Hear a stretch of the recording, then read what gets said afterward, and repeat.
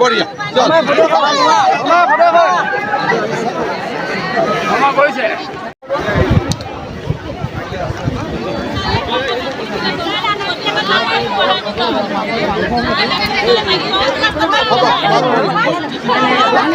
ঘুৰিব নেকি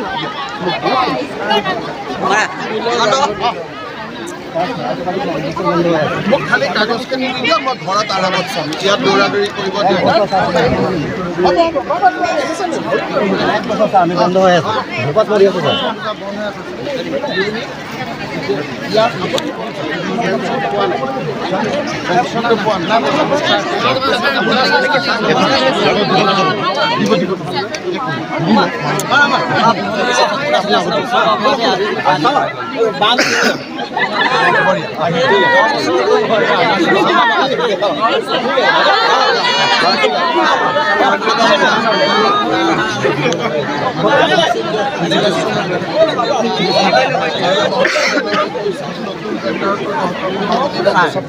এটা প্ৰব্লেম হৈছে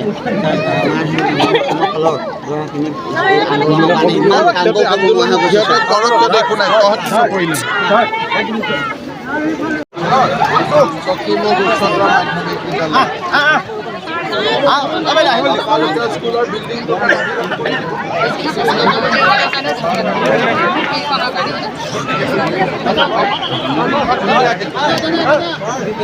চিন্তা কৰিব কিবা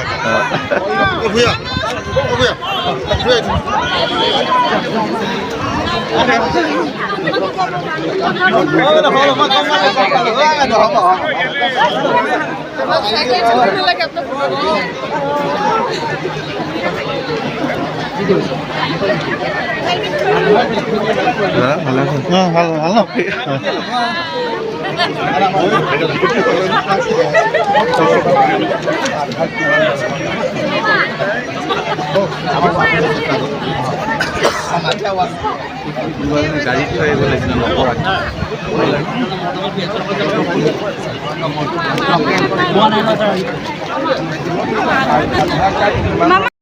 চাৰিজন থাকিলে 20 কেজি 5জন থাকিলে 25 কেজি এটা এই কথাটো মই কিয় কৈছো মই যেতিয়া গাঁওবিলাকত যাওঁ তেতিয়া এতিয়া ৰেচন কাৰ্ডৰ হিতাধিকাৰী 52,000লৈ বৃদ্ধি পালে যিসকল লোকে ৰেচন কাৰ্ড পাইছে তেওঁলোকে প্ৰধানমন্ত্ৰীৰ আয়ুষ্মান ভাৰত আৰু মুখ্যমন্ত্ৰীৰ আয়ুষ্মান অসম আঁচনিৰ অধীনত বছৰি 5 লাখ টকালৈকে বিনামূলীয়া চিকিৎসাৰ সুবিধা পাব লগতে তেওঁলোকক আমি উজ্জ্বলা গেছৰো হিতাধিকাৰী কৰিম তেতিয়া তেওঁলোকে 300 টকাকৈ প্ৰতি মাহত গেছৰ চিলিণ্ডাৰ আন লোকতকৈ সুলভ মূল্যত লাভ কৰিব ভৱিষ্যতৰ দিনত অহা 2-3 বছৰৰ ভিতৰত আমি এই ৰেচন কাৰ্ড থকা পৰিয়ালৰ মুৰব্বীজন প্ৰধানমন্ত্ৰীৰ বীমা দুৰ্ঘটনা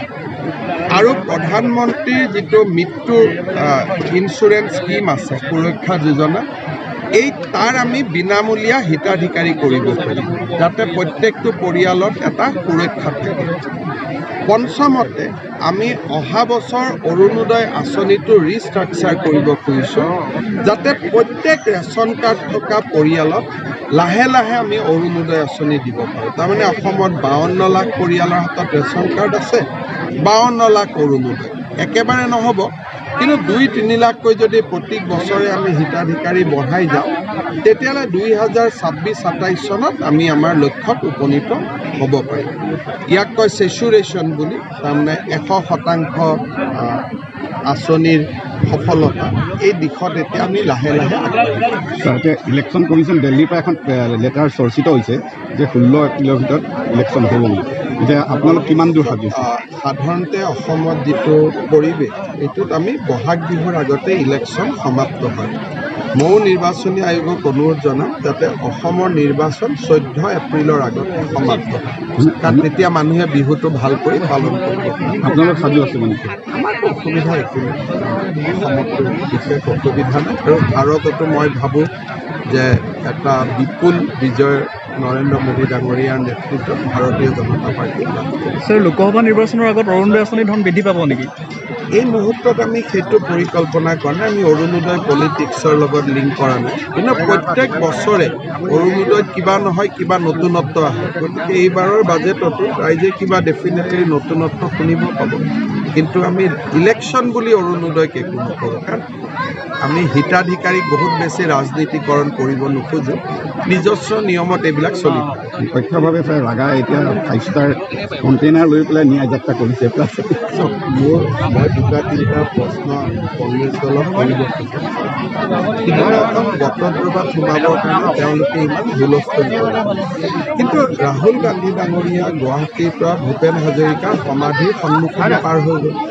তেওঁতো ভূপেন হাজৰিকাৰ সমাধিত 1 মিনিটো নৰখিলে। সেই ৰাহুল গান্ধীয়ে হাজোৰ পুৱামক্কা আৰু হয়গ্ৰীৱ মাধৱ মন্দিৰ দি পাৰ হৈ গ'ল, তেওঁতো তাত 1 মিনিট সময় নৰখিলে। সেই ৰাহুল গান্ধী বৰপেটা সত্ৰৰ সন্মুখেদি পাৰ হৈ গ'ল, বৰপেটা সত্ৰতো 1 মিনিট সময় নৰখিলে, কামাখ্যা মন্দিৰতো নৰখিলে। তাৰমানে গোটেই ঘটনা মেডিয়াৰ দৃষ্টি আকৰ্ষণ আৰু অসমখনক অশান্ত কৰাৰ বাদে কি আছে? যদি মহাপুৰুষ শ্ৰীমন্ত শংকৰদেৱক সঁচাকৈয়ে তেখেতে শ্ৰদ্ধা কৰে, বৰপেটা সত্ৰ শ্ৰীমন্ত শংকৰদেৱে পাতিছে, পাটবাউসীত শংকৰদেৱ আছিলে, যাওঁতেতো সেই সত্ৰ দুখনত সোমাই যাব পাৰিলেহেঁতেন। যদি তেওঁ অসমক ইমানে ভাল পায়, ভূপেন হাজৰিকাৰ সমাধিত খন্তেক ৰৈ শ্ৰদ্ধা সুমন আগবঢ়াই থৈ যাব পাৰিলেহেঁতেন। যদি সঁচাকৈয়ে তেওঁ হিন্দু ধৰ্মক ইমান বিশ্বাস কৰে, মা কামাখ্যা মন্দিৰতো কালি 1 মিনিট সময় সোমাই যাব পাৰিলেহেঁতেন। গতিকে ধৰ্মক লৈ বা কোনো গোটেই উদ্দেশ্যটো আছিল অসমত অশান্তি সৃষ্টি কৰা। আজি এতিয়া আমি বিফল কৰিলোঁ।